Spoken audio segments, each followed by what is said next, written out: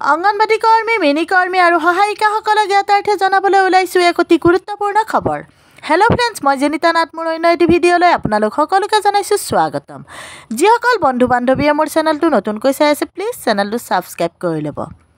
মোৰ আগৰ ভিডিঅ'ত মই আপোনালোকক জনাইছিলোঁ যে অসম ৰাজ্যিক অংগনবাড়ী কৰ্মী আৰু সহায়িকা সন্থাৰ বিষয়ববীয়াৰ এটি দলে অসম চৰকাৰৰ মহিলা আৰু শিশু কল্যাণ বিভাগৰ মন্ত্ৰী মাননীয় অজন্তা নেওগ ডাঙৰীয়ানীৰ সৈতে আলোচনাত বহিছিল।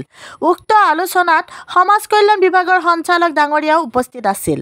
মন্ত্ৰী অজন্তা নেওগ ডাঙৰীয়ানীৰ লগত হোৱা আলোচনাৰ পৰিপ্ৰেক্ষিতত অসম ৰাজ্যিক অংগনবাড়ী কৰ্মী আৰু সহায়িকা সন্থাৰ নেতৃত্বই 23 জুন তাৰিখে সন্থাৰ বিষয়ববীয়াৰ বৰ্ধিত সভা অনুষ্ঠিত কৰি পৰৱৰ্তী পদক্ষেপ গ্ৰহণ সম্বন্ধে জনোৱা হ'ব বুলি মই মোৰ ভিডিঅ'ত আপোনালোকক জনাইছিলোঁ। আৰু আজিৰ ভিডিঅ'ত মই আপোনালোকক যোৱা 23 তাৰিখে অনুষ্ঠিত হোৱা অসম ৰাজ্যিক অংগনবাড়ী কৰ্মী আৰু সহায়িকা সন্থাৰ বিষয়ববীয়াৰ বৰ্ধিত সভা গ্ৰহণ কৰা সিদ্ধান্তসমূহ জনাবলৈ ওলাইছোঁ। অসম ৰাজ্যিক অংগনবাড়ী কৰ্মী আৰু সহায়িকা সন্থা প্ৰসংগ চাৰ্কুলাৰ নং 13 ৰাজ্যিক কমিটিৰ সদস্যা জিলা প্ৰকল্প সভানেত্ৰী সম্পাদিকালয় চাৰ্কুলাৰ। প্ৰিয় বান্ধৱীসকল, অভিনন্দন গ্ৰহণ কৰিব। যোৱা 23 জুন 2024 তাৰিখে অসম ৰাজ্যিক অংগনবাড়ী কৰ্মী আৰু সহায়িকা সন্থাৰ ৰাজ্যিক বিষয়ববীয়াৰ বৰ্ধিত সভা অনুষ্ঠিত হৈ যায়। সন্থাৰ স্থায়ী সভানেত্ৰী জয়মতী দাসৰ সভানেতৃত্বত পৰিচালিত হোৱা সভাত 58 জন সদস্য উপস্থিত থাকে। সভাত CITUৰ ৰাজ্যিক কমিটিৰ সাধাৰণ সম্পাদক কমৰেড তপন শৰ্মা উপস্থিত থাকে।